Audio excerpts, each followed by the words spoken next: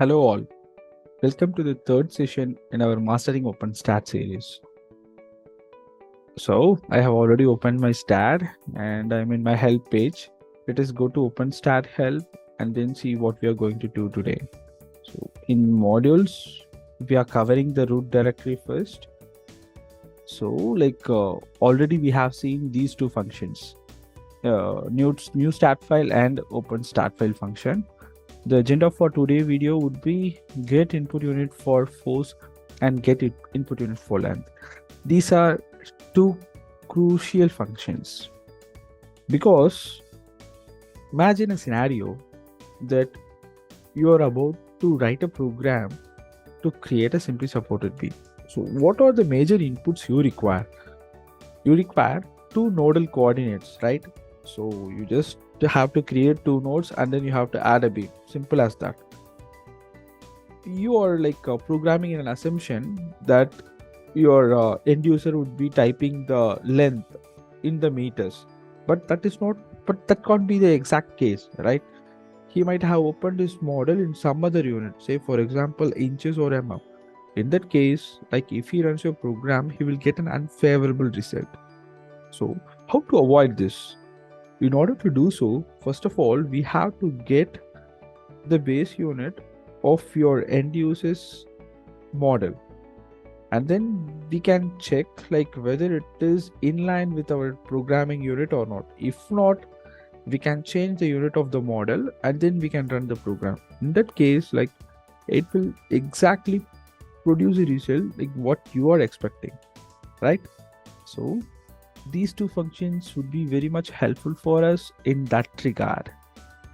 So let us get into the programming. So I have my Excel open here, going to Visual Basic. So already created a module, option explicit, subject, demo. So what we actually require here, for get input unit for force, we are having as usual an object, and the next one is a structure unit as string.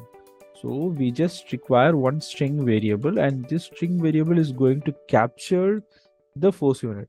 Similarly, for the length unit, you just require another string variable, and this one is going to capture the length unit. So simple as that. So dim OS as object, dim force unit as string, dim length unit as string, and then I'm going to capture the STAAD.Pro program object.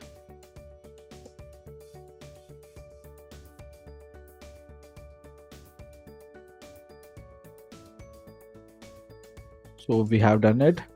Then this actual syntax is like here, the object, then get input unit for force, and then our variable os dot get input unit for force, and then our variable force unit.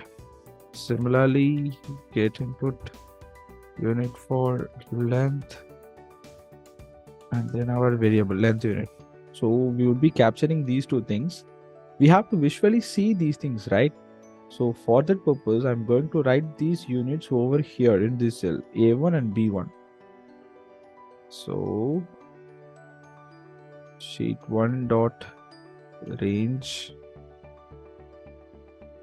A1 dot values equal to force unit, sheet 1 dot range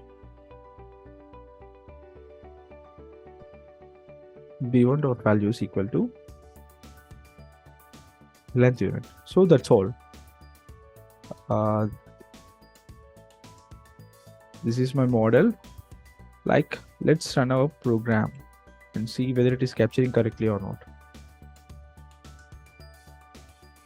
Yes, it captured kilonewton and meter. Let us go and see whether it is correct.